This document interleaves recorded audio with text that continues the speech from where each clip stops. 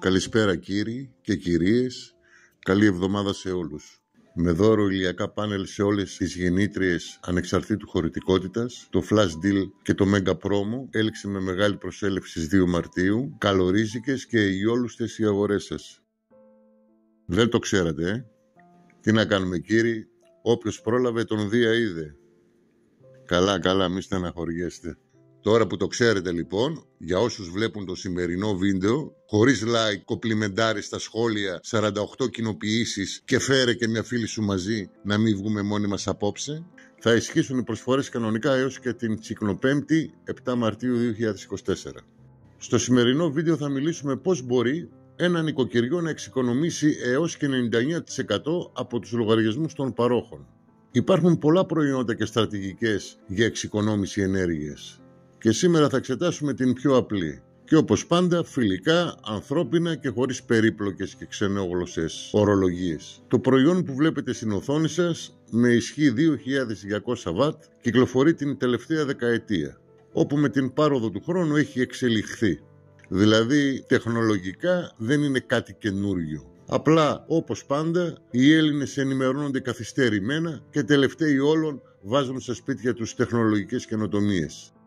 Αφού πρώτα δουν το γείτονα. Μην ρίξουμε πάλι το βάρος στο αρχικό κόστος, γιατί το έχουμε υπεραναλύσει. Τι είναι και τι κάνει αυτό το μηχάνημα? Είναι και αυτή μια ηλιακή γεννήτρια, η οποία συνδέεται με ένα καλώδιο σε οποιαδήποτε πρίζα του σπιτιού και διοχετεύει το παραγόμενο ρεύμα στο δίκτυο. Χωρίς ηλεκτρολόγο, χωρίς ειδική και περίπλοκη εγκατάσταση, χωρίς τόνους γραφειοκρατίας. Απλώς συνδέστε την γεννήτρια σε μια πρίζα του σπιτιού. Αυτό ήταν. Επίσης, είναι και αυτή φορητή. Μπορείτε να την πάρετε μαζί σας και να έχετε ρεύμα παντού. Έχει το μέγεθος ενός εκτυπωτή. Αν θυμάμαι καλά είναι 46x26x29 με βάρος μόνο 23 κιλά. Εξοπλισμένη με 3 εξόδους εναλλασσόμενου ρεύματος που παρέχουν 230 V στα 50 Hz. Πολλαπλές θύρες για να φορτίσετε ό,τι θέλετε, από κινητά, τάμπλετ, βιντεοκάμερες, drones, ό,τι θέλετε. Και φωτάκι κατασκήνωσης. Έχει πολλές προστασίες στα ηλεκτρονικά της και έξυπνες πλακετίτσες για την βέλτιστη απόδοση και την μακροζωία του μηχανήματος. Ανάλογα με τη στάθμη των μπαταριών ή κατά την φόρτιση και την εκφόρτιση, αυτόματα ενεργοποιούνται ή απενεργοποιούνται κάποιες λειτουργίες. Για παράδειγμα, όταν η στάθμη της μπαταρίας μειωθεί στο 5%, θα σταματήσει αυτόματα η σύνδεση στο δίκτυο ή η έξοδος του inverter. Αν δεν έχει καθόλου φορτίο ή όταν ανιχνεύσει ότι δεν είναι συνδεμένη κάποια συσκευή, θα μεταβεί σε λειτουργία αυτόματης αναστολής ή συνδέεται αυτόματα στο δίκτυο μόλις η μπαταρία φορτιστεί στο 95%. Κάποιες προεπιλεγμένες ρυθμίσεις που έχουν οριστεί, οι χρήστες μπορεί να την προσαρμόσουν μέσω της διεπαφής της εφαρμογής που διαθέτει. Και πολλές άλλες δικλείδες προστασίας, όπως μετά από διακοπή ρεύματος στο σπίτι, για λόγους ασφαλείας, σταματά να στέλνει ρεύμα στο δίκτυο, αλλά η λειτουργία αποθήκευσης ενέργειας ή με την λειτουργία UPS μπορεί να χρησιμοποιηθεί ως εφεδρική παροχή ρεύματος για τη σύνδεση με τις συσκευές σας. Αν και είναι ιδανικές οι παραμέτροι, όπως έχουν εργοστασιακά ρυθμιστεί, συνοδεύεται από κατατοπιστικότατο και εύκολο ηχειρίδιο, οπότε μπορείτε να πειραματιστείτε και να κάνετε τις προσωπικές σας ρυθμίσεις. Πώς παράγει ρεύμα? Μα φυσικά όπως όλες οι ηλιακές γεννήτριες και γενικότερα τα φωτοβολταϊκά συστήματα. Τι συνδέεις με πάνελ? Συνδέεις το πάνελ στην γεννήτρια, την γεννήτρια στην πρίζα του σπιτιού και αυτό ήταν. Να σας ενημερώσω ότι αν παραγγείλετε το προϊόν σήμερα θα το έχετε στο σπίτι σας σε 7 ημέρες, κατευθείαν από το εργοστάσιο κατασκευής. Μαζί δώρο και 2 πάνελ σταθερά συνολικής ισχύως 920 W. Το συγκεκριμένο προϊόν που βλέπετε στην οθόνη σας μπορεί να καλύψει στην διάρκεια της ημέρας με πλήρη ηλιοφάνεια όλες τις βασικές ανάγκες ενός μικρού νοικοκυριού. Αν κάποιοι από εσάς έχουν διαμερίσματα 200 τετραγωνικών μέτρων ή τριόροφες βίλες, μην περιμένετε να ηλεκτροδοτηθείτε με αυτή την γεννήτρια. Θέλετε μεγαλύτερες γεννήτριες, άλλα συστήματα. Πάτε αλλού, σε άλλη κατηγορία. Και για να προλάβω τα σχόλια μερικών, ναι, αυτοί που έχουν τα μεγάλα διαμερίσματα, τις βίλες και τις επαύλεις, από χρόνια έχουν γίνει αυτόνομοι. Ο λαοτζίκος πληρώνει ακόμα λογαριασμούς. Τι νομίζατε? Στο θέμα μας. Για γκαρσονιέρες, γραφεία, εξοχικά, διαμερίσματα, τροχόσπιτα, κοντέινερς, τροχοβίλες, φοιτητικά στούντιο, μικροεπιχειρήσεις, σπιτοκαλυβάκια και μονοκατοικίες στο χωριό, αυτή η γεννήτρια είναι μάνα. Φώτα, ψυγείο, υπολογιστή, τηλεόραση, κατάψυξη, λάπτοπ, φούρνο μικροκυμάτων, απορροφητήρα, ανεμιστήρα, πλυντήριο, στην διάρκεια της ημέρας με πλήρη ηλιοφάνεια καλύπτει όλες τις βασικές συσκευές ενός νοικοκυριού. Δεν πληρώνεις ούτε €1. Ανακεφαλαιώνουμε. Η συγκεκριμένη γεννήτρια μπορεί να δώσει ρεύμα στο δίκτυο έως 2.200 βατ. Δηλαδή μπορεί να λειτουργήσει ένα πλήθος συσκευών με συνολική ισχύ έως 2.200 βατ. Η τεράστια είσοδό της είναι 18 έως 100 βολτ και δέχεται πάνελ ως 1.200 βατ, που σημαίνει ότι μπορεί να παράγει ρεύμα 1.200 βατ την ώρα και να το διοχετεύσει στο δίκτυο, όπου από εκεί θα το αντλούν οι συσκευές που λειτουργείτε. Μπορείτε να συνδυάσετε ελεύθερα τα ηλιακά πάνελ με βάση τις απαιτήσεις σας και το μέγεθος της περιοχής εγκατάστασης. Για εμένα το πιο ιδανικό είναι 2 πάνελ 36 βολτ από 370 έως 550 βατ σε σειρά. Για λόγους χώρου τοποθέτησης των πάνελ, τα 450 είναι στη μέση. Ούτε πολύ μικρά, ούτε πολύ μεγάλα. Είναι ό,τι πρέπει. Όπως και να έχει, ανεξάρτητα από το πόσα ηλιακά πάνελ είναι συνδεμένα σε σειρά, η συνολική τάση ανοιχτού κυκλώματος πρέπει να είναι μικρότερη από 96 βολτ. Μη λέμε πάλι τα ίδια. Αν την βάλεις πάνελ με 150 βολτ, θα την κάψεις. Αν βάλεις πάνελ 1500 βατ, θα την κάψεις. Πιο ιανά δεν μπορώ να το κάνω. Εδώ που τα λέμε, και ας κάνουμε μια παρένθεση, πολλοί που ενδιαφέρονται για μια ηλιακή γεννήτρια εντός ή εκτός δικτύου, τους απασχολεί το θέμα των πάνελ. Αναρωτιούνται πού να τα βάλω. Το σπίτι δεν είναι δικό μου, ή δεν έχω σκεπή, δεν έχω ταράτσα, δεν έχω αυλή, και πολύ σωστά αναρωτιούνται. Και τους απασχολεί γιατί τους ανθρώπους τους τρομάζουν οι εμπόροι ή οι επαγγελματίες τεχνίτες των φωτοβολταϊκών και περισσότερο οι εμπόροι πράσινης ενέργειας. Φερρυπίν, έχει ο άλλος ένα σπιτάκι με 2 φώτα, μια τηλεόραση 22 ιντσών και ένα ψυγιάκι. Και του λένε θέλεις 33 πάνελ. Σου λέει ο άνθρωπος, πού θα τα βάλω, στο κεφάλι μου? Τα πάνελ εισάγονται σε μπαλέτες, συνήθως έχουν 33 τεμάχια. Οι έμποροι δεν θέλουν να σπάσουν την μπαλέτα ένα τεμάχιο. Οι τεχνίτες που θα τα τοποθετήσουν αποσκοπούν στον όγκο εργασίας. Και φτάνει σε σημείο, ενώ χρειάζεσαι 20 πάνελ, να σου φορτώνουν 33 ή να χρειάζεσαι 40 και να σου φορτώνουν 66. Τα πολλά πάνελ καλό κάνουν στην άντληση ενέργειας, αλλά κάνουν κακό σε όλα τα άλλα. Μεγαλύτερο κόστος, περισσότερα καλώδια, μεγαλύτερη ή περισσότερη inverter, ελεκτές φόρτισης, όταν αποθηκεύεται η ενέργεια περισσότερες μπαταρίες, μεγαλύτερη επιφάνεια τοποθέτησης, μεγαλύτερος χρόνος παράδοσης του έργου, όλα μεγαλύτερα, περισσότερα και ακριβότερα. Πονάνε 1000 άτομα στο ίδιο σημείο. Όταν πάνε στο γιατρό, δεν θα λάβουν όλοι την ίδια διάγνωση και την ίδια θεραπεία. Κάθε περίπτωση εξετάζεται και προσαρμόζεται προσωπικά. Με 3 ερωτήσεις βγαίνει ο μπούσουλας. Απλά πράγματα είναι. Με τον συγκεκριμένο τρόπο εξοικονόμησης και με την παρούσα γεννήτρια, όπως προανάφερα, χρειάζονται μόνο 2 πάνελ συνολικής ισχύως μέχρι 96 βολτ, 1200 βατ. Ακόμα και σε περιπτώσεις ιδιάζουσες που είναι κάποιος στο ενοίκιο και έχει ένα μπαλκονάκι, μια σταλιά, 1-2 πάνελ μπορεί να τα τοποθετήσει στα κάγκελα. Και μόλις σε 3 ώρες, με πλήρη ηλιοφάνεια, οι ηλιακοί συλλέκτες μπορούν να επιτύχουν φόρτιση της γεννήτριας 100% ή να διοχετευτεί το ρεύμα στο δίκτυο προς κατανάλωση. Υπάρχουν πολλές όμορφες ιδέες που εφαρμόζονται στο εξωτερικό εδώ και δεκαετίες. Εξοικονόμηση και καλεσθησία. Και όταν μιλάμε για εξοικονόμηση, μιλάμε για πολλά χιλιάρικα. Αυτοί είναι οι βλάκες και εμείς είμαστε οι έξυπνοι. Και επειδή πάλι θα βγουν οι καναπεδάκηδες να επηρεάσουν τον κόσμο, σας διαβεβαιώνω πως ούτε άδεια χρειάζεστε, ούτε θα χαλάσετε καμιά βιτρίνα. Ίσα ίσα θα προστατέψετε την ιδιωτικότητά σας. Και όχι μόνο. Έχω αμέτρητες περιπτώσεις φίλων και γνωστών που σώθηκαν από τα αδιάκριτα βλέμματα και τις κάμερες των γειτόνων. Να θες να κάνεις μια δουλειά και να μην μπορείς να σκύψεις.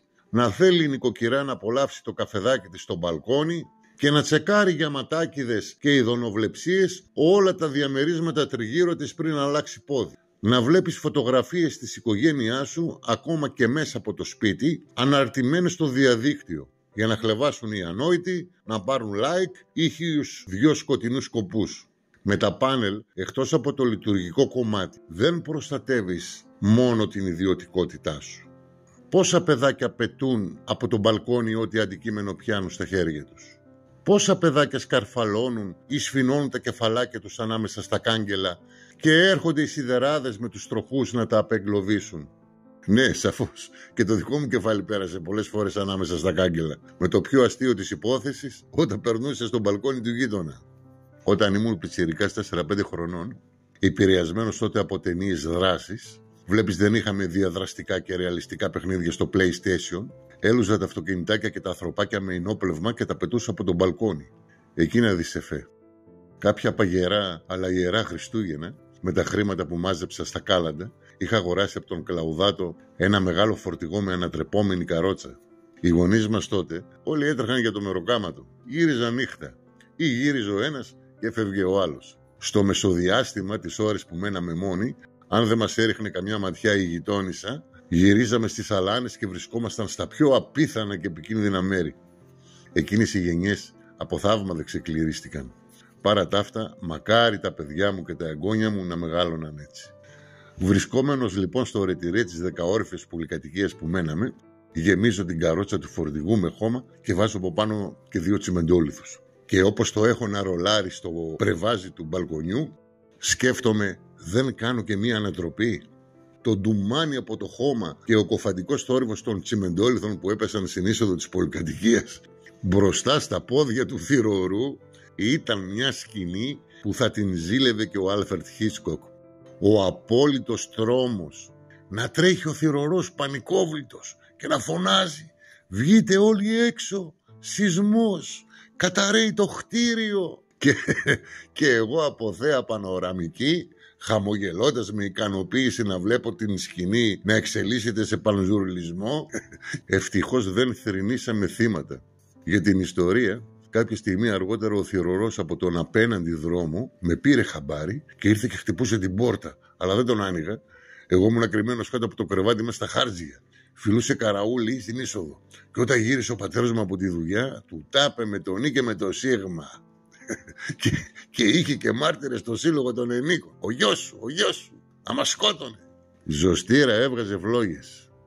Εκείνα τα χρόνια δεν είχε «θα σου κόψω το χαρτζηλίκι, θα σου πάρω το PlayStation για 24 ώρες, θα σου βγάλω την πλάσμα από την πρίζα, τέρμα τα μπουζούκια».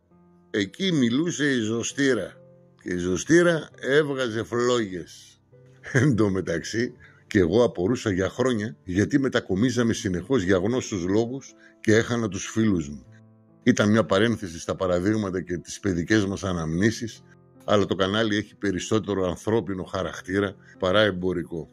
Είδα άλλος μια φωτογραφία και 2 τεχνικά χαρακτηριστικά σε ένα βίντεο 30 δευτερολέπτων θα κάλυπταν τις πληροφορίες ή το μάρκετινγκ του προϊόντος. Επιστροφή στο θέμα μας. Με αυτή τη γεννήτρια δικτύου ή με μια άλλη μεγαλύτερη για 100% ανεξαρτησία, 3 πάνελ είναι αρκετά. Δεν μπορείς να βάλεις και περισσότερα στις φορητές. Αλλά για τους προαναφερόμενους χώρους είναι περισσότερο από ικανοποιητικά. Έτσι λοιπόν, αν η κατανάλωση των συσκευών που λειτουργείται είναι ίση με το παραγόμενο ρεύμα της γεννήτριας, δεν πληρώνεται ούτε 1 ευρώ. Αν είναι μεγαλύτερη, δεν σας φτάνει την αντλή από το δίκτυο και πληρώνετε την κιλοβατόρα σύμφωνα με το τιμολόγιο του παρόχου σας. Αν είναι μικρότερη, την αποθηκεύει στις μπαταρίες της, την οποία μπορείτε να την ξοδέψετε τη νύχτα. Δηλαδή, τις ώρες αιχμής δίνει προτεραιότητα στην οικιακή χρήση και το πλεόνασμα στην γεννήτρια. Με την αυτόματη κατανομή ενέργειας δεν πάει χαμένο ούτε 1 βατ. Οι μπαταρίες της έχουν χωρητικότητα 2.200 βατόρες. Δηλαδή, αν μια καλοκαιρινή ημέρα που 9 η ώρα ακόμα είναι μέρα και ο ήλιος είναι ντάλα, τα πάνελ σταματήσουν να παράγουν ρεύμα, τότε έχουμε ένα κενό αδράνειας περίπου 10 ωρών, ως ότου ξαναβγεί ο ήλιος το επόμενο πρωί και παράγουν τα πάνελ μας ρεύμα. Αν υποθέσουμε πως στο σπίτι μας τη νύχτα λειτουργούν φώτα ψυγείου και τηλεόραση συνολικής κατανάλωσης 100 βατ, τότε έχουμε μια αυτονομία περίπου 20 ωρών. Ξέροντας την συνολική κατανάλωση των συσκευών σας, μπορείτε να κάνετε τους υπολογισμούς μόνοι σας. Είναι εύκολο. Πώς θα το μάθετε αυτό? Γιατί θα μου πει κάποιος, πού ξέρω πόσο καίει η τάδε συσκευή? Δες το ταμπελάκι, κυρία μου. Δεν υπάρχει ταμπελάκι? Κανένα πρόβλημα. Η γεννήτρια έχει μια εφαρμογή που μπορείτε να δείτε ζωντανά στατιστικά στοιχεία για την παραγωγή ενέργειας. Το επίπεδο φόρτισης και εκφόρτισης παρακολουθεί την κατανάλωση ενέργειας των συσκευών σε πραγματικό χρόνο, έτσι ώστε να παρακολουθείτε την ηλιακή ενέργεια που συλλέγεται και τα χρήματα που εξοικονομούνται. Βάζεις παράδειγμα πόσο έχει η κιλοβατόρα? 1 ευρώ. Πόσες κιλοβατόρες γλίτωσα σήμερα? 10 κιλοβατόρες. Άρα 10 ευρώ τη μέρα. Επί 30 που έχει ο μήνας, η εφαρμογή είναι ο καλύτερος φίλος σας. Έχετε μια σαφή εικόνα της κατανάλωσης και της εξοικονόμησης. Όπως προανάφερα στην εισαγωγή, το προϊόν τεχνολογικά δεν είναι κάτι καινούριο. Πριν 10 χρόνια περίπου ξεκίνησε να λανσάρεται μια συσκευή, ο αντιστροφέας δικτύου, όπου με μια άλλη συσκευή, έναν διακλαδωτή, έπρεπε να συνδεθούν με ένα πλήθος καλωδίων σε μια ηλιακή γεννήτρια. Αυτό τον εξοπλισμό, εάν τον αγόραζε μια νοικοκυρά, ένα ζευγάρι ηλικιωμένων ή ο περισσότερος κόσμος που δεν σκαμπάζει από φωτοβολταϊκές συνδεσμολογίες, θα σκεφτόταν σίγουρα ένα πράγμα: χρειάζομαι ηλεκτρολόγο. Με αυτή την γεννήτρια δεν χρειάζεστε καμιά επιπλέον συσκευή, ούτε ένα πόντο παραπανίσιο καλώδιο. Χωρίς ηλεκτρολόγο, χωρίς ειδική και περίπλοκη εγκατάσταση, χωρίς γραφειοκρατία. Απλώς συνδέστε την γεννήτρια σε μια πρίζα του σπιτιού, όπως συνδέει το κινητό στην πρίζα. Τόσο εύκολο. Στο εμπόριο φυσικά πολλούνται και προωθούνται τα αρχικά μοντέλα, όπου η εγκατάσταση χρειάζεται ηλεκτρολόγο φωτοβολταϊκών και είναι σκέτο τσίρκο από επιπλέον συσκευές, καλώδια και παρελκόμενα. Βλέπετε τι εννοώ. Θα αναρωτιέται κανείς γιατί συμβαίνει αυτό. Οι κατασκευάστριες εταιρείες έχουν στόκ εκατομμύρια δολάρια σε ηλεκτρονικά εξαρτήματα, όπου έχουν συγκεκριμένη εφαρμογή και δεν μπορούν να χρησιμοποιηθούν πουθενά αλλού. Τι θα τα κάνουν? Θα τα πετάξουν στη συνοική θάλασσα? Οπότε, τα μεγάλα brand names OEM, ODM, OBM που εμφανίζονται κατά καιρού σαν πυροτεχνήματα, αγοράζουν κόψοχρονιά, παραχωρημένο εξοπλισμό και προϊόντα και λασάρονται στην αγορά μόνα τους ή συνδυαστικά με άλλα προϊόντα ως νεότερη τεχνολογία. Για τα μεγάλα brand names θα προσπαθήσω να σας πω 2 λόγια στο τέλος αν υπάρχει χρόνος, γιατί βλέπω ότι ξεφεύγω από το ένα θέμα στο άλλο, προκειμένου να καλύψω όλα τα ερωτήματα που φαντάζομαι ότι κάποιος μπορεί να μου κάνει. Δεν θέλω να μεταθέτω τις απορίες, έστω και των λιγοστών, σε επερχόμενα βίντεο. Εδώ δεν παίζουμε το ρόλο του YouTuber. Πατήστε το καμπανούδι, κάνε subscribe, σας αγαπώ και ρουφιχτά φυλάκια. Subscribe. Σάμπος και εμείς και εσείς δεν έχουμε άλλες δουλειές από το να περιμένουμε την ειδοποίηση. Ναι, θα μείνουμε νηστικοί και άϊποι. Η γεννήτρια αυτή λοιπόν τεχνολογικά είναι ότι πιο πρόσφατο κυκλοφορεί. Υπάρχουν πολλές εκδόσεις και οπτικές παραλλαγές των προϊόντων αυτών, αλλά σε αυτή την χωρικότητα και την επόμενη που βγαίνει 3.500 βατόρες είναι ό,τι συμφέρει τόσο οικονομικά όσο και τεχνολογικά. Αν χρειαζόμουν δηλαδή ένα σύστημα εξοικονόμησης μεγαλύτερο από αυτό στους προαναφερόμενους χώρους, τότε θα πήγαινα ξεκάθαρα σε μια γεννήτρια 5 ή 10.000 βατόρες, που με έναν μεταγωγικό ασφαλιοδιακόπτη στον πίνακα θα είχα τουλάχιστον 10 μεγάλα του. Υψηλότερη ποιότητα προϊόντος, υψηλότερη τεχνολογία, χαμηλότερο κόστος αγοράς, μεγαλύτερη είσοδο ηλιακών πάνελ, γρηγορότερη φόρτιση των συσσωρευτών, μεγαλύτερη ανθεκτικότητα και διάρκεια ζωής της γεννήτριας, περισσότερες επιλογές διασύνδεσης, μεγαλύτερο σε βατ το συνεχόμενο ρεύμα, μεγαλύτερο εύρος συσκευών, το 100% των συσκευών ενός σπιτιού και μιας συμβατικής επιχείρησης, μεγαλύτερη εξοικονόμηση χρημάτων, μεγαλύτερη αποθηκευμένη ενέργεια έκτακτης ανάγκης και στο 99% των περιπτώσεων μιας κατοικίας και μιας συμβατικής επιχείρησης πλήρης αυτονομία και ανεξαρτησία. Δεν χρειάζεσαι ΔΕΗ, το πετάς στο ρολόι. Αυτά όσον αφορά τις φορητές γεννήτριες. Αν έχεις τις τριόροφες βίλες που λέγαμε, πας σε άλλα συστήματα, όπου εκεί δεν έχει ταβάνι. όσα κιλοβάτ θέλεις. Πετάς το ρολόι μαζί με το πίλαρα. Μην νομίζετε ότι για να έχεις ένα μεγάλο σπίτι ή σε μια τεράστια έπαυλη αυτόνομο σύστημα ηλεκτροδότησης χρειάζεσαι κανένα εργοστάσιο 200 τετραγωνικά μέτρα με μπαταρίες που ζυγίζουν 10 τόνους, 10 inverter και χιλιόμετρα καλώδια.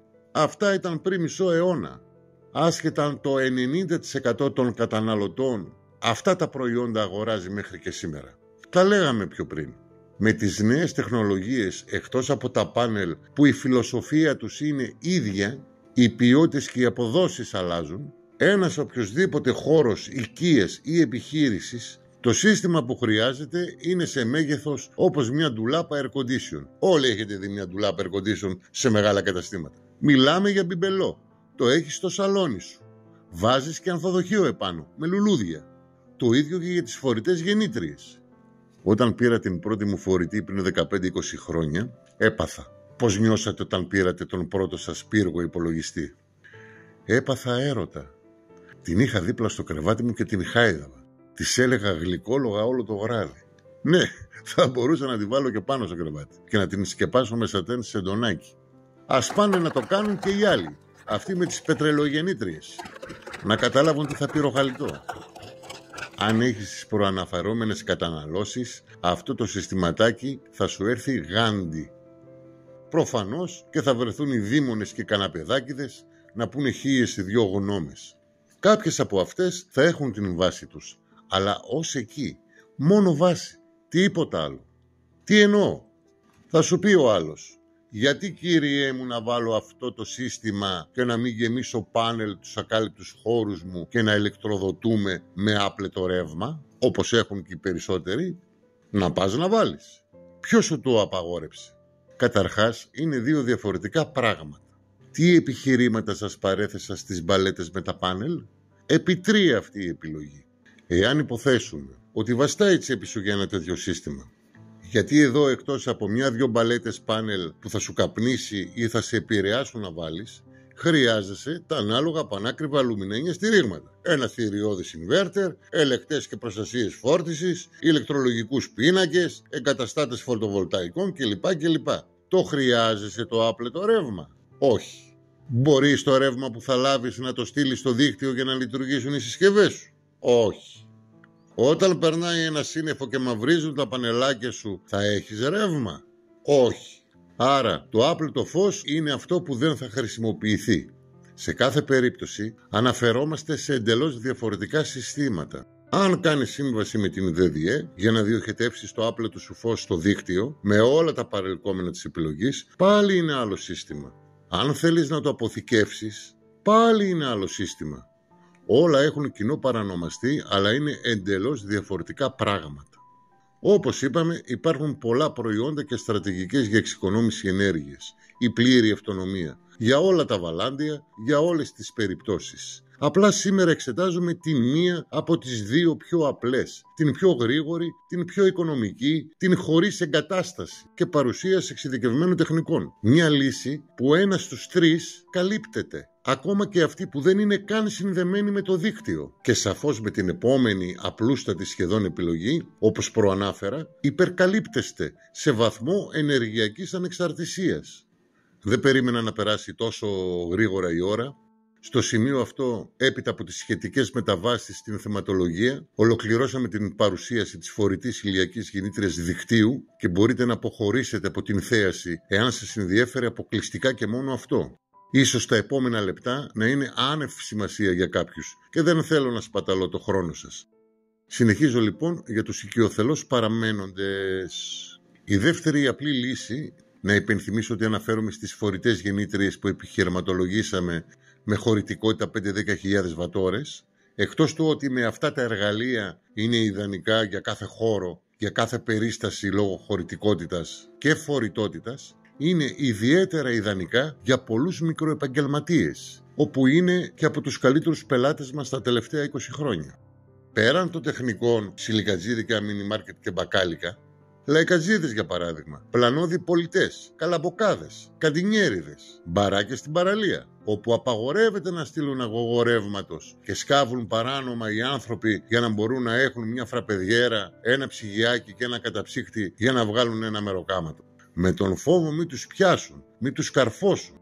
Και εκτός από τα τσουχτερά προστήματα μπορεί να σφραγιστεί ο εξωτερικός χώρος ή ακόμα να τους ανακαλέσουν την άδεια λειτουργίας. Κάθε φτωχός και η μοίρα του. Να σε φυλάει ο Θεός να μην γίνει κανένα τύχημα από το παραχωμένο ή ένα αέριο καλώδιο. Έμπλεξες. Το ότι έχουμε δώσει ως εταιρεία αμέτρητα συστηματάκια και συστηματάρες, αυτό δεν σημαίνει ότι έχουν βάλει όλοι. Και δεν αναφέρομαι σε αυτούς που δεν έχουν άλλη επιλογή, είναι μονόδρομος, δηλαδή δεν έχουν ρεύμα καθόλου. Μιλώ για όλους τους άλλους. Δεν έχει σημασία από πού θα αγοράσει κανείς. Πρέπει όλοι οι επαγγελματίες να έχουν τουλάχιστον από μια τέτοια γεννήτρια. Δηλαδή, προτιμάς να ζεις με τον φόβο, να φας 2-3 προστιματάρες 5-10-15 χιλιάρικα ή να καταστραφείς από ένα τύχημα, παρά να προμηθευτείς ένα τέτοιο εργαλείο και να έχεις το κεφάλι σου ήσυχο. Προτιμά ο πλανόδιος να έχει το παρπάρι και να μην ακούει τον πελάτη στο μισό μέτρο. Ο Λαϊκατζής και ο Καντινιέρης με την μαούνα που εκτός την ηχορύπανση στα χέρια του έχει ποτίσει το καύσιμο και το καμένο λάδι και ό,τι τρόφιμο πιάσουν δεν μπορείς να το φας. Τα σούπερ μάρκετ επιτρέπεται να έχουν στις ταράτσες ή στα υπόγεια γεννήτρες 50-100 κιλοβάτ. Τέρατα, όπου συν της άλλης, αν πάθει μια βλάβη, ειδικά τους θερινούς μήνες που κάνει σαραντάρια και λιώνουν τα σίδερα, πάρει φωτιά, θα κάνουν σαν τα ποντίκια. Ξέρετε πόσα γίνονται. Τα βλέπουμε καθημερινά. Επειδή δεν τα λένε. Να βλέπεις καντίνες, που είναι beach bar πλέον στην ουσία, να παίρνουν φωτιά οι μαούνες και με τα κουβαδάκια που παίζουν τα παιδιά στην παραλία να προσπαθεί ο κόσμος να την σβήσει. Να γελάς και να κλαις. Μια που είπαμε να γελάς, μη μου πείτε πως δεν σας έτυχε να πάρετε παγωτό από ένα περίπτερο και να μείνετε με το ξυλάκι στο χέρι. Ή το χέρι που κρατά το ξυλάκι να είναι του πιτσιρίκι σας και να βλέπεις τα μουτράκια του όλη την απογοήτευση και τον πόνο του κόσμου. Και να βγάζει από το παραθυράκι το κεφάλι της η κυρία περιπτερού και να σου λέει «Συγγνώμη, είχαμε διακοπή». «Πόσα χρόνια, κυρία μου, έχεις το περίπτερο? Δεν έμαθες ότι το καλοκαίρι σύνηθες φαινόμενο οι διακοπές ρεύματος?» Τι να πω, μπορεί να ειδονίζονται κάποιοι να βλέπουν τα παγωτά να γίνονται γάλα. Και ξέρετε, μια βούτα για να γεμίσει θέλει 2-3 χιλιάρικα. Δεν είναι αστείο ποσό. Αλλάζουμε ενότητα. Τα μεγάλα brand names, OM, ODM, OBM. Κάποιοι γνωρίζουν τα ακρονίμια και την σημασία τους. Για τους υπόλοιπους, για να γίνουν κατανοητά, θα τα πούμε σαν παραμυθάκι.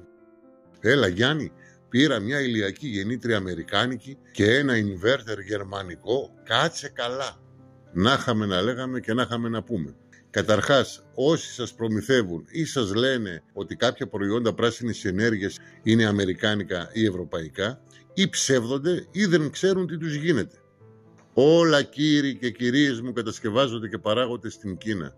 Αυτό δεν είναι καθόλου κακό. Η Κίνα είναι υπερδύναμη οικονομίας, τεχνολογίας και καινοτομίας. Η Κίνα κλώνησε τα θεμέλια της παγκοσμιοποίησης πολλά χρόνια πριν. Εμείς ξέρουμε μόνο τον Μπρουζ Λι.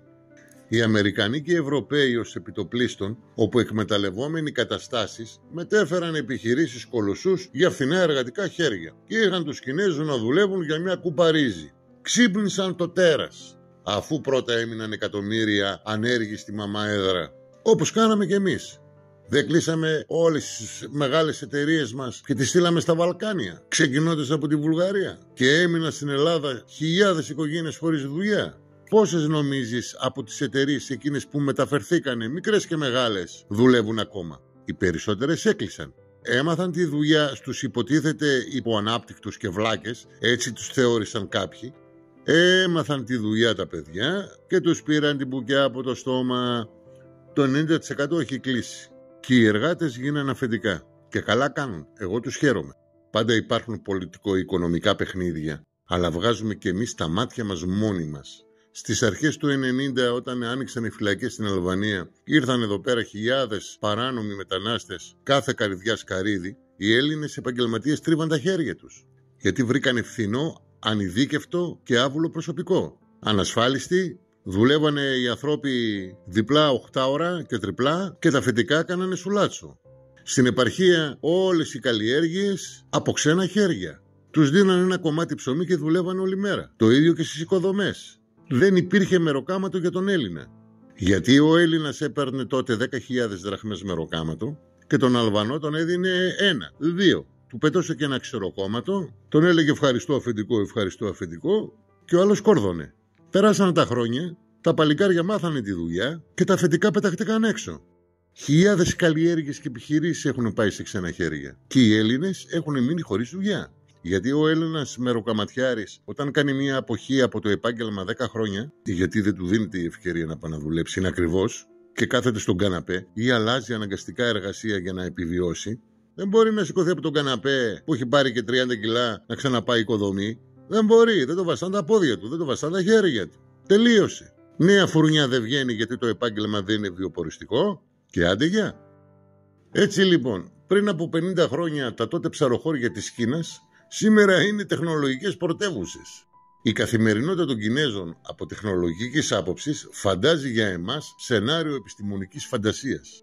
Οι άνθρωποι προόδευσαν γιατί έχουν σεβασμό, ζήλο, φιλοδοξίες και εργατικότητα. Ακόμα και τα υψηλόβαθμα στελέχη, μεγάλοι βιομήχανοι και επιχειρηματίες, χορεύουν στο ρυθμό του 966. Εργάζονται από τις 9 το πρωί έως τις 9 το βράδυ, 6 μέρες την εβδομάδα. Και εδώ ο καφετζής του χωριού που πουλάει 20 καφέδες την ημέρα, παίρνει μπαρίστα καλονί, χτυπάει ένα κομπολόι και έχει τα πόδια του στο τραπέζι και το παίζει αφεντικό. Και ξεφουρνίζει και την ατάκα. Τι θα πάρει ο Νόντας, κινέζικο? Κατάλαβες? Που πέταξε τον μπρίκι και νιώθει εξυγχρονισμένος που φτιάχνει τον ελληνικό στη μηχανή.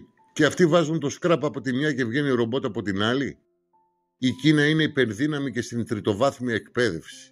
Οι άνθρωποι επένδυσαν στην παιδεία, στην εξειδικευμένη μόρφωση, στην ανώτερη τεχνολογική επιστήμη και σαφώς το μάρκετινγκ που είναι μέρος αυτού. Για να πάρετε μια ιδέα, ο αριθμός των αποφύτων των πανεπιστημίων στην Κίνα είναι σχεδόν 70%.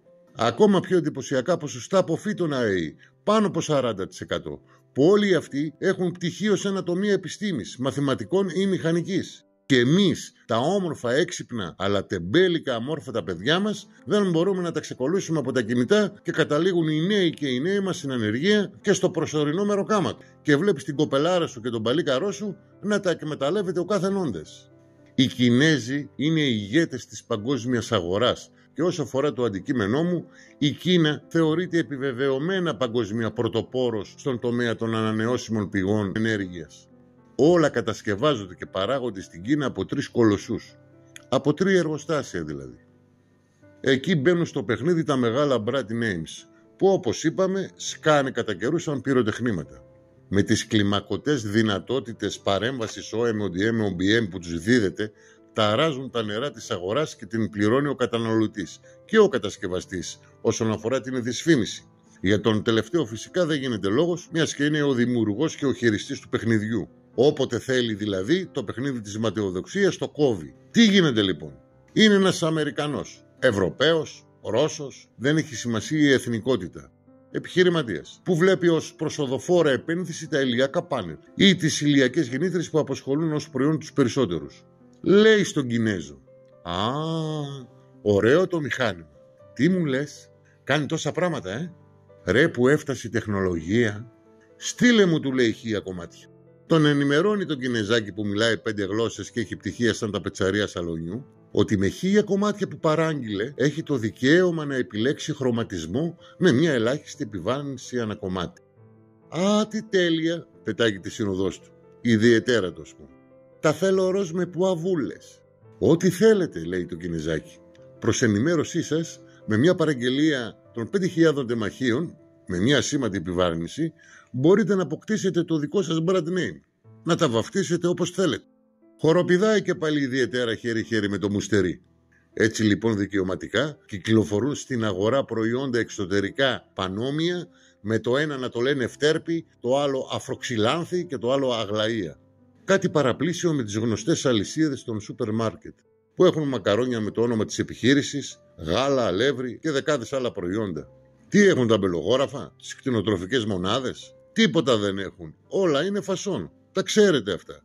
Συνεχίζει το Κινεζάκι και του λέει: «Με την παραγγελία 50.000 γεννητριών, όχι απλά έχετε την χρωματική επιλογή και το βάφτισμα, αλλά μπορούμε να αλλάξουμε και φάτσα». Του λέει ο μουστερής: «Δηλαδή?» Μπορείτε να παρεύετε στο σχεδιασμό της γεννήτριας σε τέτοιο βαθμό που να μην υπάρχει ομοιό του. Έτσι, όλος ο πλανήτης θα πιστέψει πως είναι δικό σας κατασκεύασμα. Σηκωθήκαν τα αυτιά του Μουστερί σαν το λυκόσκυλο. Όπα, του λέει, εδώ είμαστε. Και αρχίζει με την ιδιαιτέρα του να σχεδιάζει το νέο πρόσωπο της γεννήτριας. Βάζει αντίθετα τις πρίζες και μια τρύπα παραπάνω, τα χερούια και τα δυο μαζί, πλανιάρει τις βαλβίδες και φουσκώνει τα φτερά.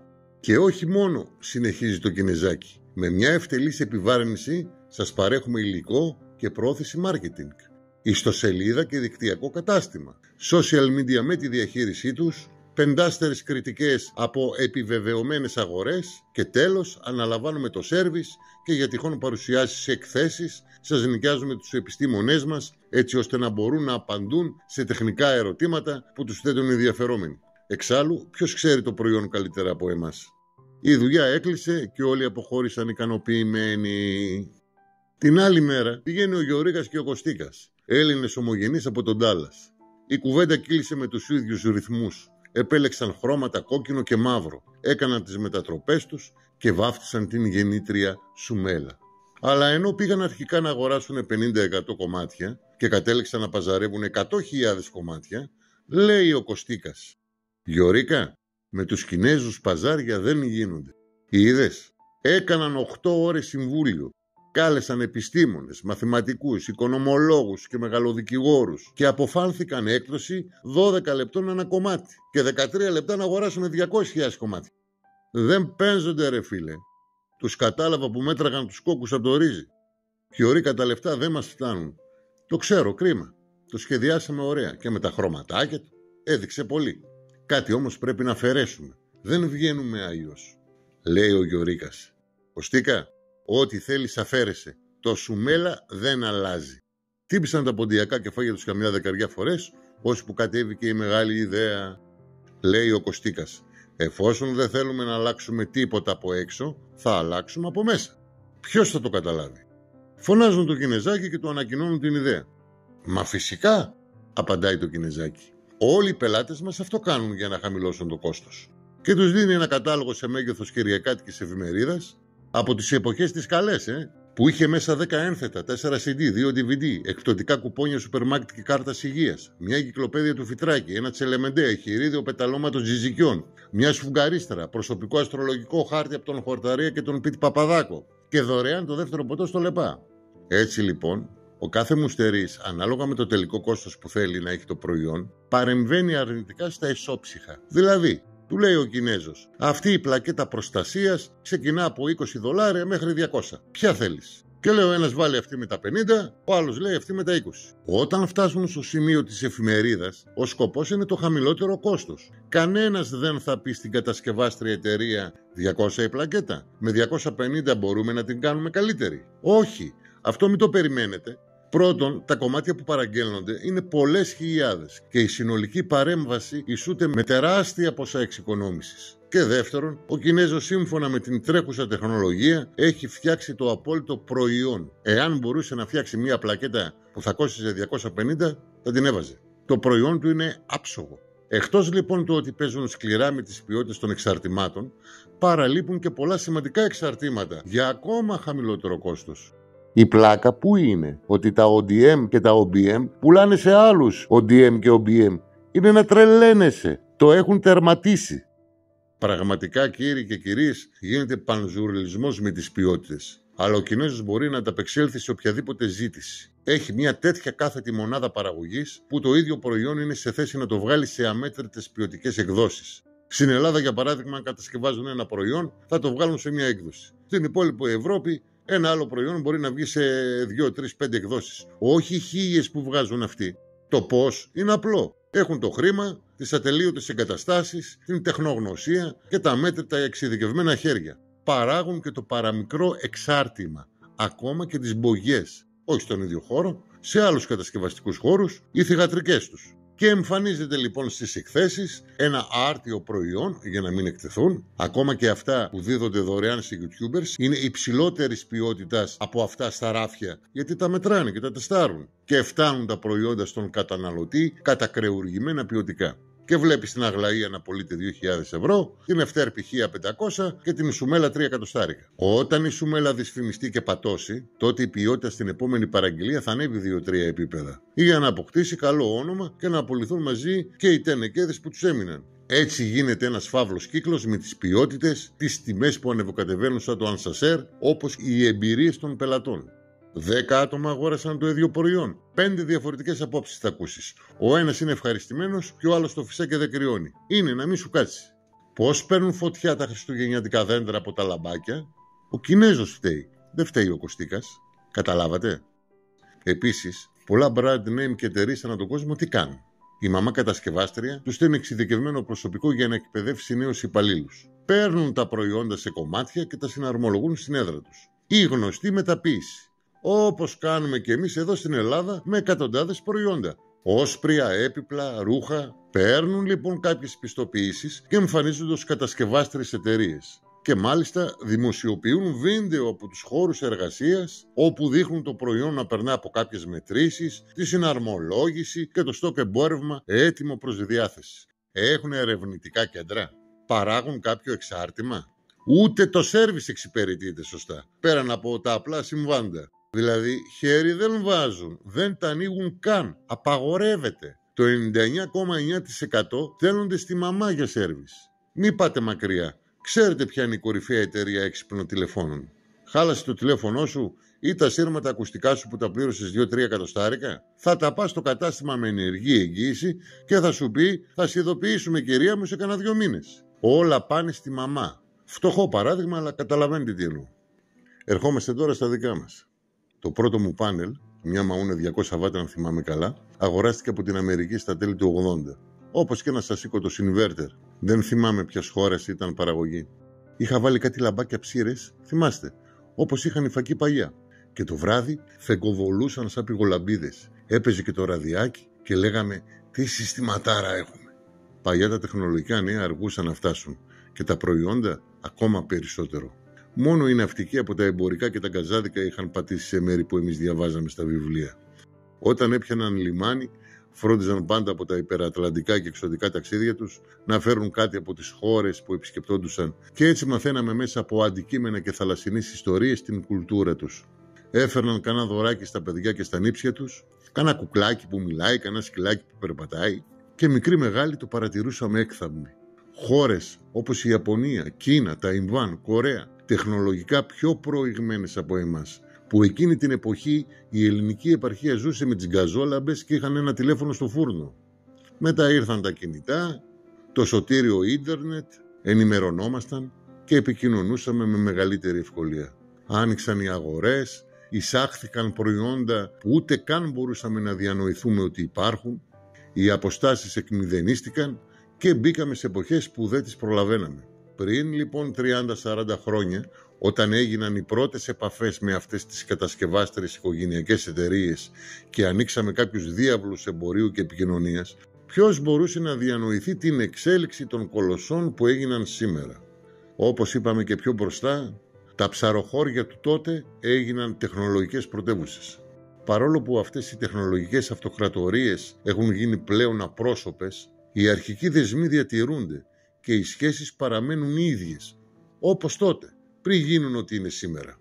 Τουλάχιστον αυτό εκλαμβάνω από προσωπική εμπειρία, τόσο για εμένα όσο και για άλλους γνωστούς και φίλους συνεργάτες, εχώριους και μη, όπου κρατάμε επικοινωνία και τα συζητάμε καμιά φορά. Έχοντας λοιπόν πρόσβαση στη μάνα κάποιων εταιριών, εκτός του ότι μαθαίνω το κουτσομπολιό της αγοράς και τα εμπορικά σκέρτσα, με προφυλάσσουν από κάθε αγοραστικό κίνδυνο και με συμβουλεύουν πολύ υπεύθυνα για κάθε προϊόν. Έχετε υπόψη ότι οι Κινέζοι είναι πολύ ξεκάθαροι και πολύ ντόμπροι στις συναλλαγές τους. Δεν θα σε ρίξουν, δεν θα σε εξαπατήσουν, τουλάχιστον με αυτούς που συναναστρέφομαι όλα αυτά τα χρόνια. Το κατάστημά μας είναι πλέον δικτυακό.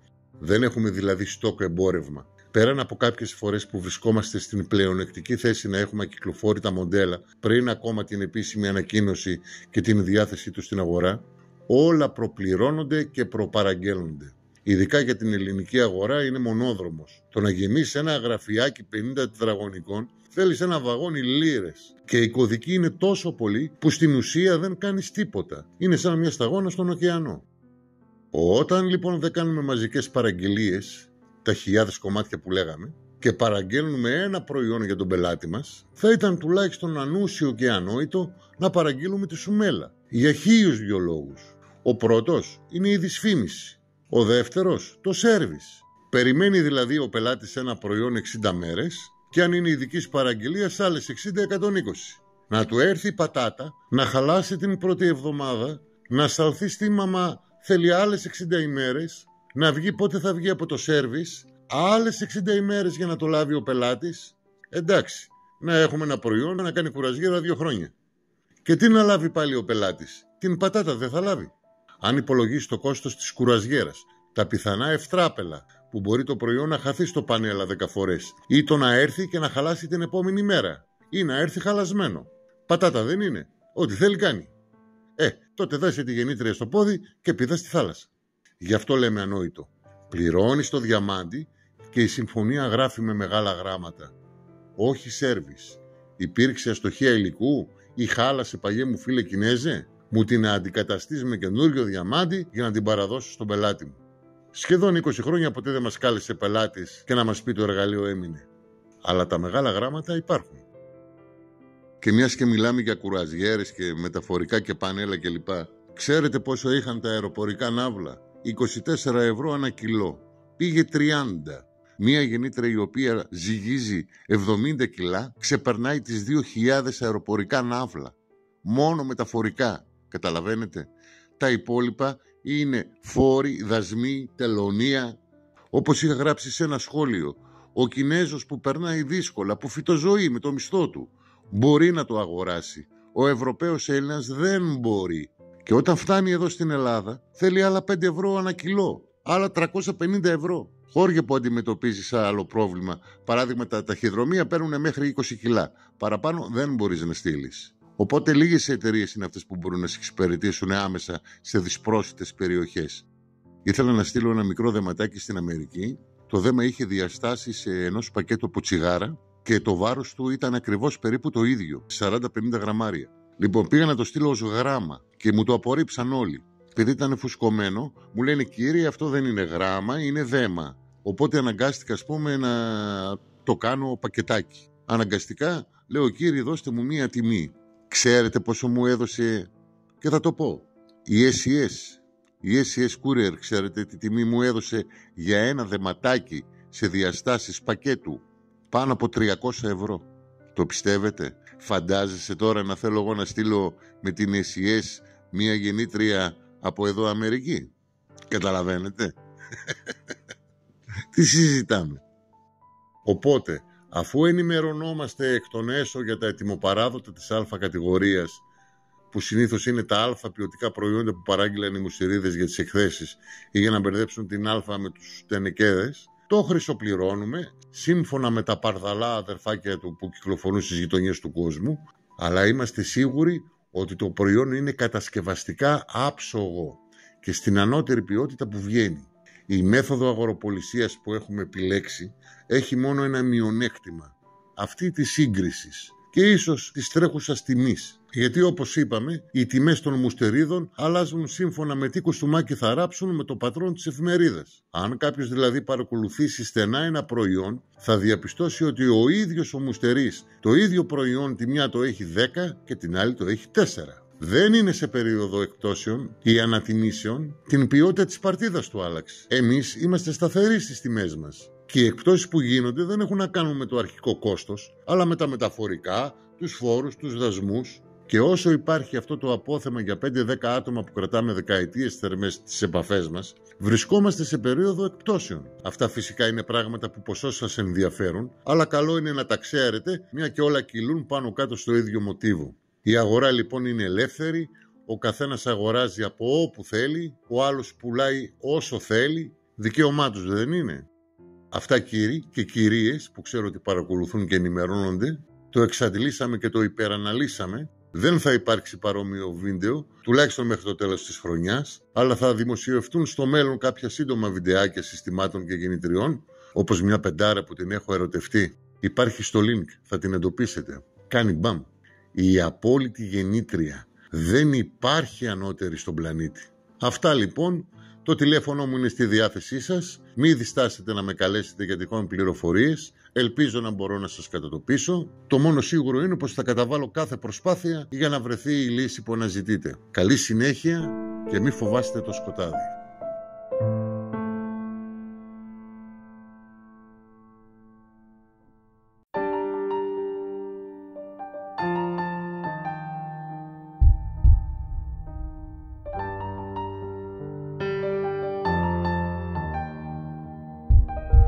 If I got a wish, one wish for tonight, deep inside my heart, it feels alright. But I'm afraid, I'm so uncertain. I would like to say to you, will you stay with me tonight? Sometimes I think you feel exactly the same. See it in your eyes and how you call my name. I can't stand it anymore. I love you more and more. And again I hear me say, will you stay with me tonight? Oh baby, please stay with me tonight. Please stay with me the night. I wanna count the stars above in the sky. Don't say goodbye, don't make me cry. Please stay with me tonight. Please stay with me the night. Is it really me, the one I am with you?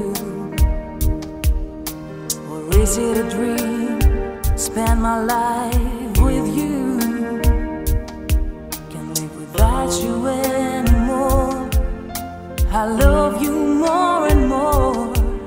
And again I hear me say, will you stay with me tonight? Oh baby, please stay with me tonight. Please stay with me the night. I wanna count the stars above in the sky.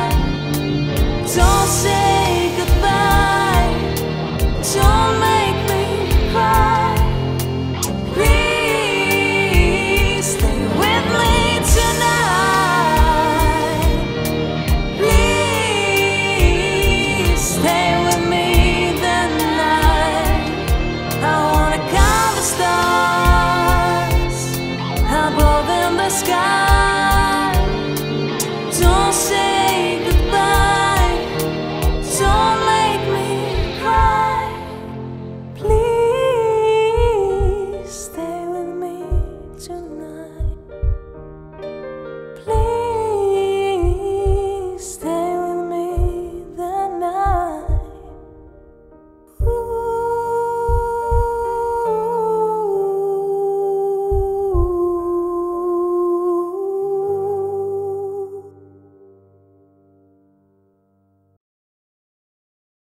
Να γελάς και να κλαις.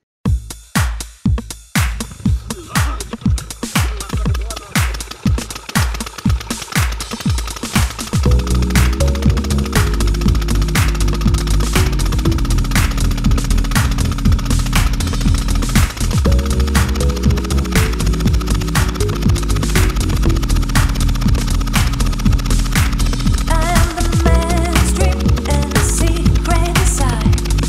Leave my perfume as